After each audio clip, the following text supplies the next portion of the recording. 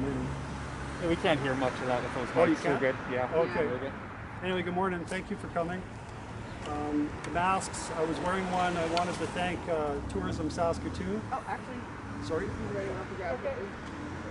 You good? Okay, never mind. So I wanted to thank Saskatoon, Tourism Saskatoon for the masks they gave me yesterday. I wanted to talk about a little script that I did. I made some reference in a couple of my documents to a power plant, and I'm not quite sure why, but I was thinking about the boundary dam and not talking about the QE, so I've changed that just as a note, and I've updated the record with the date for the revision. There has been a constituent that has made a request apparently that all the candidates won't address, and so I'm going to read this verbatim. I will negotiate with the elected council to advance the platform for which I was elected for. It seems that they can't get that statement from people and actually fully believe in that statement. So I'm only one person on a council, but I think that the quality of your ideas and your passion can carry a long ways as a leader or a follower. So that's my goal. I'll go through it quickly with the handout with you, just what I've given you. And the first thing I've given you is based on the Saskatoon Public Library. It talks about their general 2020 and 21 submission for revenues and expenditures.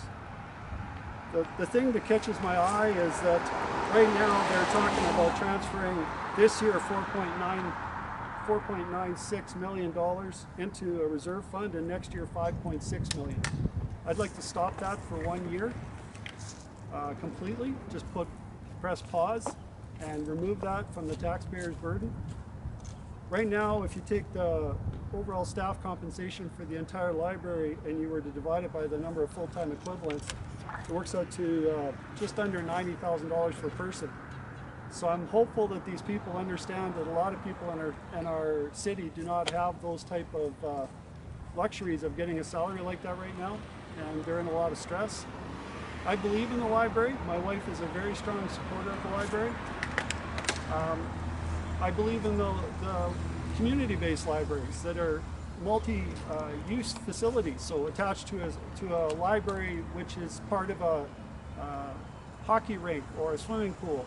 I think more people get use out of it, and I also think that it's a good value for the taxpayers' money, just like we did Tommy Douglas School with Bethlehem and a center in between. And I'm frustrated that they see now that they need a standalone library which is in a poor position on the city at an extenuating cost. The same people who told us that the light area environment and the meeting rooms and the great activities at the Ramey were going to just be a huge boost for the city and a great job creator are the same people now that are saying the same thing about the library. And I'm worried about that. So anyway, the other thing I wanted to talk about is our debt servicing costs. Right now, we are spending just under $29 million a year in debt servicing costs, according to this financial report from 2019. That's a huge number, and yet people aren't even mentioning it right now. There's a lot of talk about grants in lieu of taxes. So basically, we pay a certain amount of property tax and people are frustrated, but really what's happening is the city's taking out a big chunk of money before it even gets to taxation. And they take it out in the form of grants in lieu or return on investment. But this grants in lieu is significant. Light and power is $23 million a year besides what they need to maintain and carry on with the service. Water is $7 million extra. Wastewater is $4.7 million. So just about $35 million is being taken before we get to taxation. And I'd like that to change. I think people's tax bill should reflect what it really costs to be in the city. Those services were paid for by hard-earned tax money, so we should benefit from them up front. And at the end, when it comes to our tax bill, we should know what it costs us to really live in the city. Every person in the city drinks water, they have wastewater, and they use electricity. So the story is everybody's contributing at some level. Right now, the Ramey Arts Center is slated, the 2019 budget was $6 million operating cost, by the way. Mill rates. There's a big concern about mill rates for companies versus residential, and this 1.5 multiplier. Businesses feel that they're unfairly taxed. They give a mill rate of 0.0085 for commercial and 0.0066 for residential. But then residential is only at 80% of the value and commercial is at full value. So it's actually a 1.59 ratio. And that's unfair to them. They would rather that it be taxed straight up front at the same. Either it's 80% for all of them or 100% for all of them. The water and sewer infrastructure charges, I did a comparison on one sheet based on our residential use and compared it to two different water sizes at a commercial site. And it's substantial. For our use for a year would be, just for the provision of the service, not actually using water, would be $442. For the commercial site, it was either $2,300 or $7,700 depending on the size of the service. And that had nothing to do with the amount of water they used. So at the end of the year, if you were to take our property taxes and this water service, the commercial can use up between $11,687 to up to $17,000 a year on a $1 million property. And the residential at $1 million with an average water service would only be $6,400. So there's a great disparity there. Transit. I don't know how the city does reporting, but I have some big problems with the way they did their annual report. Right now they're showing the transit for 2019 was going to make around $14 million. I assume this year it's not quite as much. The cost was $43 million, so there's a shortfall of about $29 million almost dollars. But it's a community service, and I do believe in that. But I think we can improve the service without spending hundreds of millions more. I think that predictive modeling is a huge advancement that we can team up with the university, which has already been looked at, and it needs to be followed through. The one thing that really bothered me out of the report is that they show that per capita, their target is to be 62 or more per capita rides. And they're at 35 and they say that's on track. Well, it's not on track. It needs improving. BRT, the greater BRT scheme for $120 million does not include the massive types of redevelopment that they're talking about. So I include a picture of the Confederation Park proposed development, and that would be easy $200 million plus, and removing, say, 50 businesses out of that entire area just to go back in and mow it over, resurface it, and create this vision that they have. So the next pages show this Confederation demonstration town, which should concern a few people. And they'll say, well, it's just a concept, except that these concepts are what they're basing their ideas on. And if you follow the last page, you see how they've tightly integrated the BRT development over time into this. So they're planning on this right from the start, instead of using the existing businesses as a core value. And those people rely on the grocery stores and things that are there right now. So to remove them is a hardship. The last thing I was talking about is infill development and performance targets. Again, out of the annual report, there's a big disparity here. We're talking right now about taking over houses and removing the ones that need to be condemned. There was a big thing on City Council the other day. The fire department's going to expedite their ability to do so. But then they still end up in the titles and the building owner's name for years to come, so we're still not redeveloping with infill there. Our target was supposed to be over 500 new units annually for the community support group. At 2019 we were at 145, and they said that's neutral progress, which not in any type of business situation I've been in. Urban planning and development, though, for the exact same identifier, says they only needed 200 or more units. That was their yearly goal. I'm not really sure how community support is supposed to achieve 500 when the urban and planning department isn't even aiming for 500, they're aiming for 200, but they still fell short. They hit 145, but the good news is they consider that neutral as well. So anyway, that's the paperwork side that I've left you. Let's talk some other numbers here. This area here, some of these houses go back 90 years or more from now. We'll take a look in both directions in some of these corners. There's no sidewalks whatsoever here. Look that way, you look down here, you look the other way down those streets, there's no sidewalks.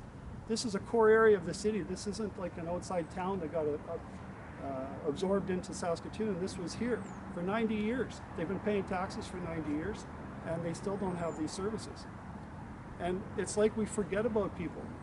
that's not in an important flashy area. We just doubled the sidewalk on 8th Street when the sidewalk there was pretty good, but they decided to take the grass out and double it, and we don't even have sidewalks here.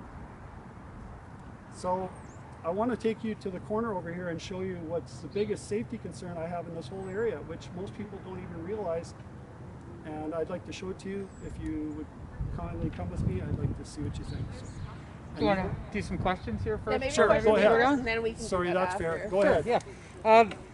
Your idea of vision for the library is a little different here. Maybe just you could condense your thoughts on the library and the expenditures for the new facility. You can just go a little in between Sorry. those two there. So the library right now, I would halt giving them any more money to put into reserves, because really what we're doing is we're taking $5 extra million out of the civic budget right now. But I actually wouldn't cut taxes right now, and I know people want a tax break of $60 or $70 or whatever.